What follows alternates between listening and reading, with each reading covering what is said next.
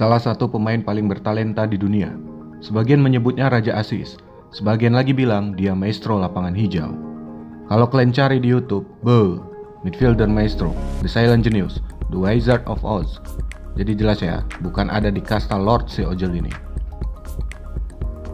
Beberapa tahun lalu, Ronaldo mengklaim bahwa Ozil adalah salah satu pemain yang paling memahami pergerakannya di lini serang.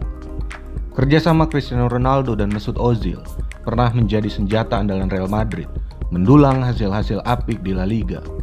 Tak heran, Cristiano Ronaldo pernah marah besar ketika Real Madrid melepas Mesut Ozil ke Arsenal pada 2013.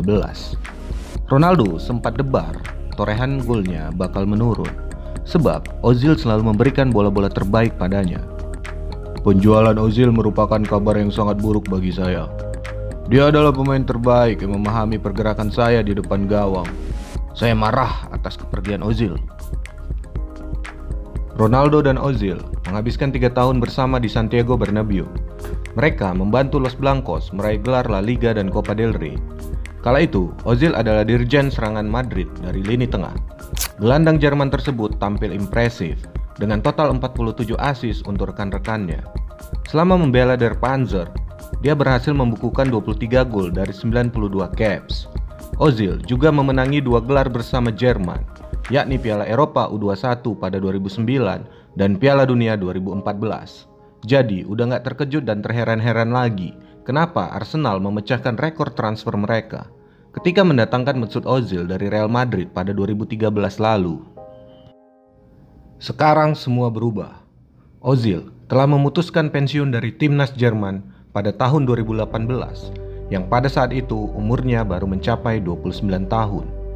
Dan sekarang cerita yang lebih tragis pun datang. Secara mengejutkan, Arsenal tidak lagi memasukkan nama Mesut Ozil dalam 25 pemain yang didaftarkan ke Liga Inggris. Selain itu, Ozil juga dicoret dari daftar skuad Meriam London di Liga Eropa. Padahal kontraknya masih berjalan hingga musim panas 2021.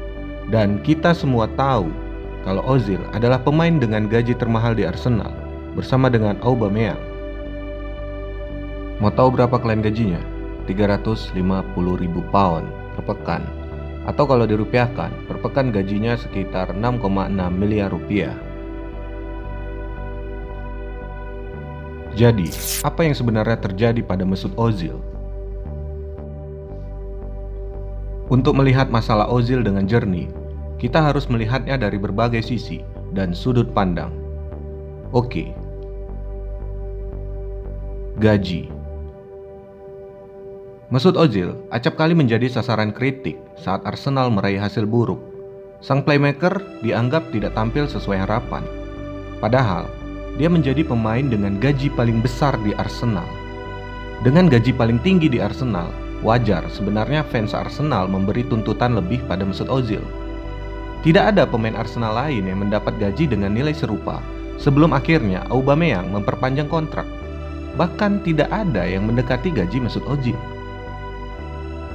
Sebelum memperpanjang kontrak, Pierre-Emerick Aubameyang yang kita tahu adalah mesin gol Arsenal hanya mendapat gaji 180.000 pounds per pekan.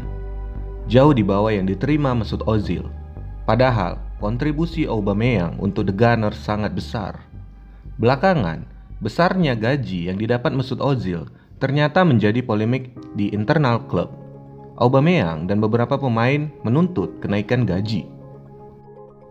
Mereka merasa layak mendapatkan gaji lebih besar dengan kontribusi yang diberikan. Tak ayal, kondisi itu pun disayangkan oleh Carragher. Karena dengan besarnya gaji Ozil sekarang, itu juga berdampak pada kebijakan transfer klub. Bisa dibilang, Arsenal mengeluarkan biaya yang sia-sia. Pasalnya nih, dengan gaji sebesar itu, Ozil harusnya tampil sebagai tulang punggung tim.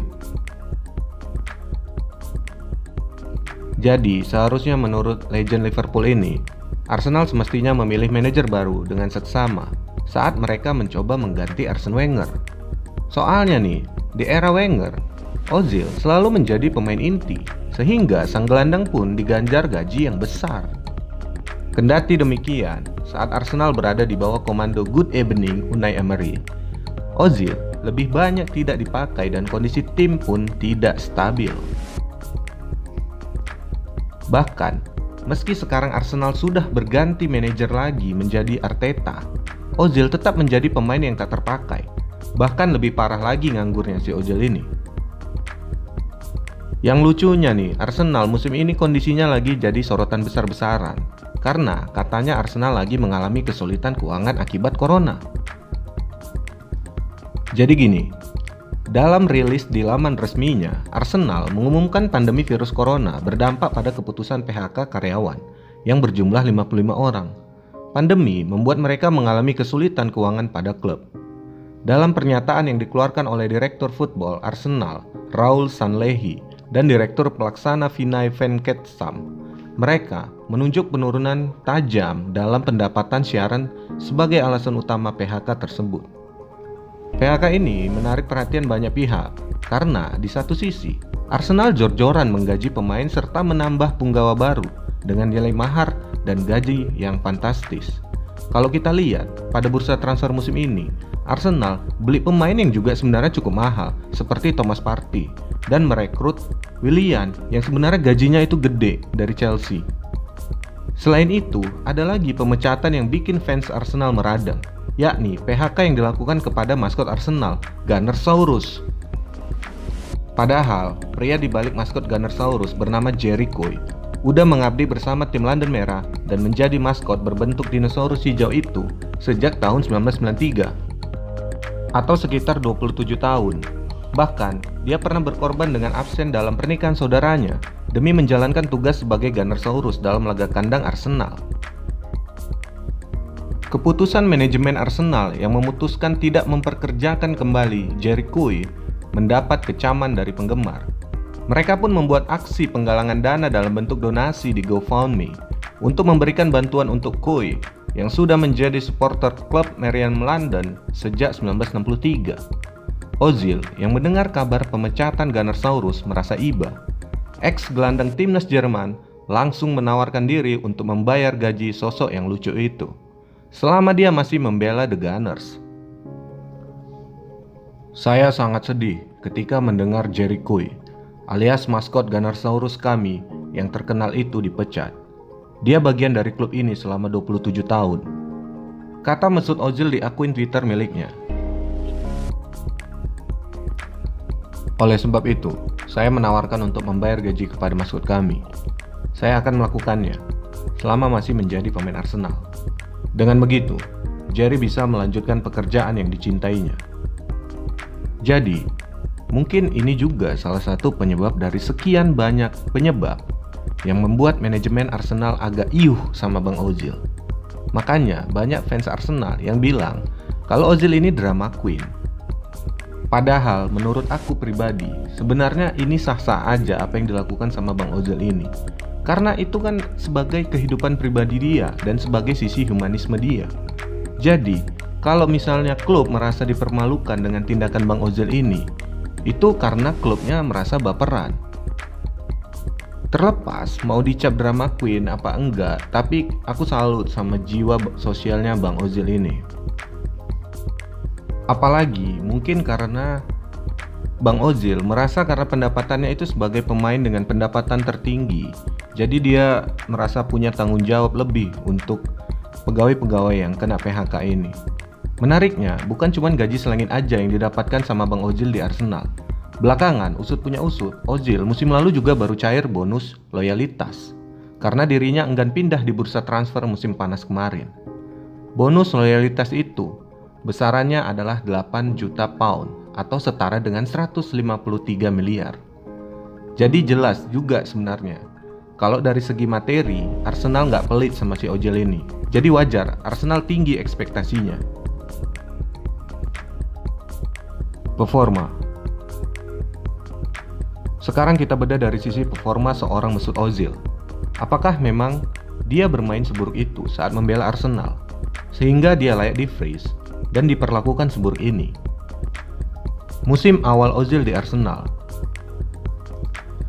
Mesut Ozil dibeli Arsenal pada 2013 lalu. Klub asal London Utara harus membayar 50 juta euro untuk bisa mendapatkan jasa Mesut Ozil dari Real Madrid. Saat itu, Arsenal masih dilatih Arsene Wenger. Arsene Wenger segera menjadikan Mesut Ozil sebagai pemain utama. Hanya saja, performa Mesut Ozil tidak cukup bagus pada musim pertamanya bersama Arsenal. Dia butuh waktu beradaptasi dengan gaya sepak bola di Inggris. Statistik Mesut Ozil musim 2012-2013 di Premier League: 26 main, 5 gol, 9 assist, akurasi umpan 88%. Performa Mesut Ozil pada musim kedua dianggap lebih baik, walau dari sisi jumlah gol dan assist merosot. Pemain asal Jerman itu hanya mencetak 4 gol dan 5 assist. Pada musim ketiga atau musim 2015-2016 menjadi puncak performa seorang Mesut Ozil. Saat itu, Arsene Wenger menemukan racikan yang tepat untuk seorang Mesut Ozil. Wenger punya Alexis Sanchez, Theo Walcott, dan Oliver Giroud sebagai pemangsa umpan-umpan dari Mesut Ozil. Pada musim 2015-2016, Mesut Ozil mencetak 6 gol dan 19 assist di Premier League. Periode akhir Arsene Wenger. Performa Mesut Ozil masih stabil pada musim 2016 dan 2017. Pada musim ini, dia mencetak 8 gol dan 9 assist di Premier League. Ada penurunan dibanding musim sebelumnya, tetapi secara umum masih cukup bagus. Namun, itu adalah awal periode yang sulit bagi seorang Mesut Ozil. Pada musim 2017-2018, yang juga menjadi musim terakhir Arsene Wenger di Arsenal, penampilan Mesut Ozil turun secara signifikan. Dari 26 laga Premier League, dia hanya mampu mencetak 4 gol dan 8 assist. Situasi menjadi lebih buruk setelah itu. Mesut Ozil mengalami periode yang sulit pada 2018, tepatnya usai Piala Dunia. Saat itu, Mesut Ozil dituding sebagai aktor di balik kegagalan dan performa buruk Jerman di Rusia. Kita tahu Jerman pada saat itu tidak mampu lolos pada fase grup, dan kita tahu juga Jerman harus berakhir di tangan Korea Selatan. Periode setelah Arsene Wenger, Mesut Ozil kesulitan bangkit pasca Piala Dunia 2018. Di Arsenal, Mesut Ozil dihadapkan pada situasi yang baru. Arsene Wenger tidak lagi memegang kendali. Unai Emery ditunjuk sebagai manajer baru Arsenal. Awalnya, manajer asal Spanyol itu memberi kepercayaan penuh pada Mesut Ozil. Bahkan, dia sempat menjadikan Ozil sebagai kapten pada laga-laga awal musim. Namun, belakangan hubungan mereka memburuk. Mesut Ozil hanya membuat 2 assist saja di Premier League musim 2018-2019. Ini adalah capaian paling buruk jika dibandingkan musim-musim sebelumnya. Padahal, selama ini Mesut Ozil dikenal sebagai raja assist. Meskipun begitu, Mesut Ozil menjadi pemain paling kreatif di Arsenal dengan 82 umpan kunci. Bersama Mikel Arteta, Unai Emery akhirnya dipecat pada awal musim 2019-2020. Posisi ex-pelatih PSG itu digantikan oleh Mikel Arteta. Mesut Ozil, yang sempat jadi penghuni bangku cadangan, kembali ke posisi pemain inti di bawah Mikel Arteta. Selain itu, pemain 31 tahun telah mencetak 1 gol dan 2 assist di Premier League. Saya tidak terkejut dengan performa Mesut Ozil, sebab saya sangat mengenal dia dan kemampuannya. Namun, harus ada struktur permainan yang tepat untuk membantunya mengeluarkan kemampuan terbaik. Dia tidak bisa melakukan segalanya seorang diri, kata si Arteta. Selain itu, kita harus juga objektif dalam melihat kasus Ozil di Arsenal. Tidaklah berlebihan mengatakan bahwa Ozil dalam grafik yang menurun. Sejak menandatangani kontrak terakhirnya, dia gagal memberikan performa yang pernah dia berikan sebelumnya pada masa kejayaannya bersama dengan Arsenal. Di masa awal di Arsenal, Arteta mengusung pola 4-2-3-1 dengan Ozil sebagai pusat permainan. Artinya, sebenarnya Arteta sudah memberi kesempatan kepada Ozil. Tetapi, seiring jalannya waktu, Arteta mulai memilih formasi 3-4-3 dan 4-3-3. Pola yang sulit bagi pemain berposisi nomor 10 seperti Ozil. Dia tidak banyak membantu pertahanan atau transisi, dan statistik operan kuncinya menurun saat bermain di bawah Mikel Arteta. Unsur politik: Ozil versus Timnas Jerman. Setelah Jerman tersingkir dari Piala Dunia 2018 pada babak penyisihan grup, Ozil memutuskan pensiun sambil memberikan pukulan telak ke Federasi Sepak Bola Jerman atau DFB. Ozil pergi membawa luka yang teramat dalam dan menyakitkan. Pemain 29 tahun itu mengungkapkan praktik rasisme di sepak bola Jerman, sebuah kondisi yang sangat gelap dan kelam dalam sejarah sepak bola Jerman. Semua berawal dari foto Ozil bersama Presiden Turki, Recep Tayyip Erdogan di London. Ozil bersama pemain Jerman keturunan Turki lainnya, İlkay Gündoğan, diundang Erdogan dalam sebuah acara sosial. Sebagai orang keturunan Turki, Ozil tak ingin seperti kacang yang lupa akan kulitnya. Ibu saya selalu berkata untuk tak melupakan asal-usul saya. Saya lahir dan tumbuh di Jerman, tapi keluarga saya dari Turki. Saya tak bisa hapus fakta itu. Toh dalam pertemuan saya dengan Erdogan, kami hanya berbicara tentang sepak bola. Tak ada isu politik atau dukungan saya terhadap Erdogan yang akan maju pemilu presiden. Ingat, saya bukan politikus, saya pemain bola. Tegas gelandang Arsenal itu. Faktanya, foto bersama Erdogan menyisakan buntut yang sangat panjang dan menyiksa bagi Ozil. Ia menuding sejumlah politikus dan media Jerman bersekongkol menjatuhkan namanya. Menurut dia, media Jerman terlalu berlebih-lebihan memberitakan fotonya dengan Erdogan, plus selalu mencari narasumber yang anti-imigran. Sebagai contoh, politikus bernama Bernd Holzhauer yang berkomentar pedas terhadap Ozil. Pergi sana ke Antalya. Antalya adalah sebuah daerah di Turki yang jadi asal mayoritas imigran Jerman. Ozil makin kecewa lantaran Presiden DFB, Reinhard Grindel, yang seharusnya memberikan dukungan, justru ikut mempermasalahkannya. Grindel sangat ingin menendang Ozil dari skuad Jerman sebelum Piala Dunia 2018. Maklum aja, Grindel adalah politikus yang menentang imigran. Belum lagi rakyat biasa yang menghujat Ozil lewat media sosial, terutama Twitter. Ozil masih ingat betul ketika di Rusia 2018, tepatnya seusai laga melawan Swedia, sejumlah fan yang berbicara kasar dan menyebut dirinya sebagai babi Turki. Ya, lagi-lagi Ozil menjadi sasaran amarah fans Jerman atas kegagalan di Mannschaft di Piala Dunia 2018. Terlebih memang Ozil bermain buruk di dua laga yang berujung pada kekalahan Jerman, yakni melawan Meksiko dan Korea Selatan. Sangat jelas saya dianggap orang Jerman jika tim nasional Jerman menang. Tapi saya dianggap imigran jika timnas Jerman kalah, kata Ozil. Ozil tak habis pikir mengapa isu rasisme menyerbunya. Padahal masih banyak lagi pemain Jerman yang berpredikat darah campuran. Sebagai contoh nih, Lukas Podolski dan Miroslav Klose, yang keduanya berasal dari Polandia. Apa karena saya berdarah Turki? Apa karena saya seorang Muslim? Saya lahir dan sekolah di Jerman, bahkan mengabdi untuk timnas Jerman.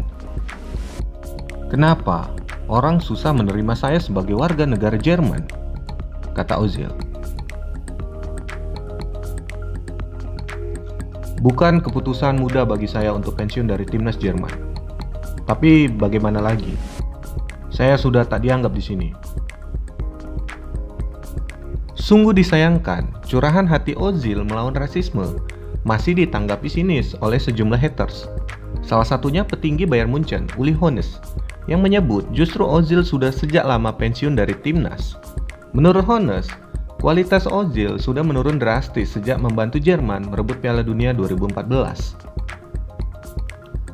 Curahan hati Ozil itu hanya kegemparan yang sengaja dia bikin. Dia dan penampilan buruknya di Rusia bersembunyi di balik foto itu, kata Hoeneß.